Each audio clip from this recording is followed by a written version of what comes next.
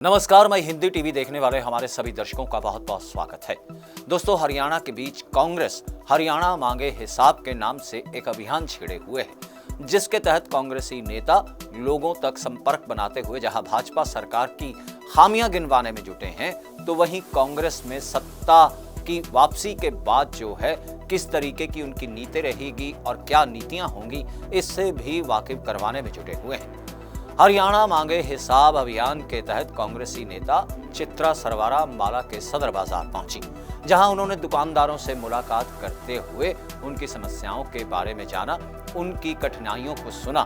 तो वहीं उन्होंने सदर बाजार के बीच चल रहे स्ट्रीट लाइटों के काम को लेकर अम्बाला नगर परिषद के अधिकारियों को सवालों के कटघरे में खड़ा कर दिया।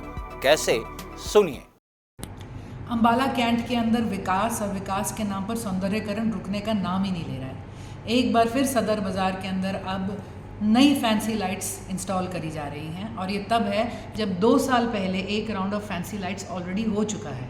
कोई भी सदर बाज़ार गया होगा तो उन्हें पता होगा कि तकरीबन 10-10 फुट की दूरी पर पत्थर के पिलर्स के ऊपर 2-2 लाइट ऑलरेडी लगी हुई है। अब इनके बीच में और नई फैंसी लाइट्स लगाई जा रही हैं। हम प्रशासन से या प्लानिंग कर्ता से ये पूछना चाहते हैं कि इतने से बाज़ार को रोशनी से भरने के लिए पहली बात कितनी लाइटों की ज़रूरत थी, और ये जो आप जनता का पैसा इस तरह से उड़ाए जा रहे हैं, इसका औचित्य क्या था।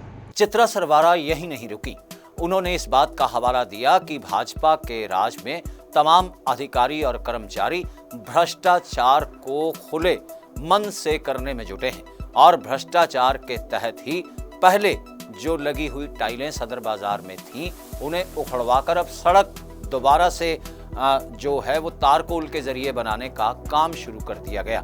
लेकिन जो सामान उतारा गया वो कहाँ जा रहा है, जो टाइलें उखाड़ी गईं वो कहाँ गईं, इन तमाम चीज़ों का जवाब मांगते हुए वो साफ कहती हुई ये दिखाई पड़ी कि लोगों को अम्बाला का सौंदर्यीकरण नहीं बल्कि उनकी समस्याओं का निदान चाहिए।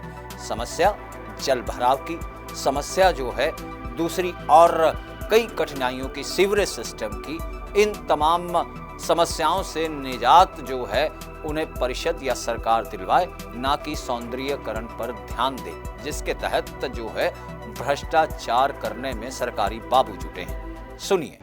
तीसरी बात, नई सड़कें भी बिछाई जा रही हैं।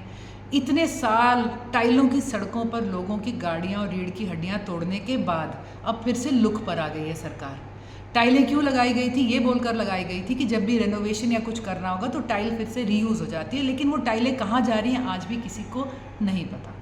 तो हम प्रशासन से, सरकार से, हमारे जो नेता हैं उनसे कहना चाहते हैं कि अम्बाला में बिजनेस, रोजगार, पैसा, इनकम सब ठप हो चुका है। आज अम्बाला को डेवलपमेंट की ज़रूरत है, जो कि पिछले 10 साल से भी थी, डेकोरेशन की नहीं, जो आप 10 साल से करते आ रहे हैं। और ये डेकोरेशन के नाम पे, नवीनीकरण के नाम पे, नया बनाने के नाम पे, तोड़ के बनाने के नाम पे जो काम चल रहा है, इसमें ना डेवलपमेंट लग रही है ना डेकोरेशन। लोगों को तंगी हो रही है और हमें लगता है कहीं ना कहीं इसके पीछे भ्रष्टाचार चल रहा है। कृपया करके अपनी नीतियों में स्टेक होल्डर्स को साथ लेके चलें और इस बात की जांच हो। हम जानना चाहते हैं थड़े की पॉलिसी किसने बनाई है, इस पे क्या रिवीजन आपको करना नहीं चाहिए।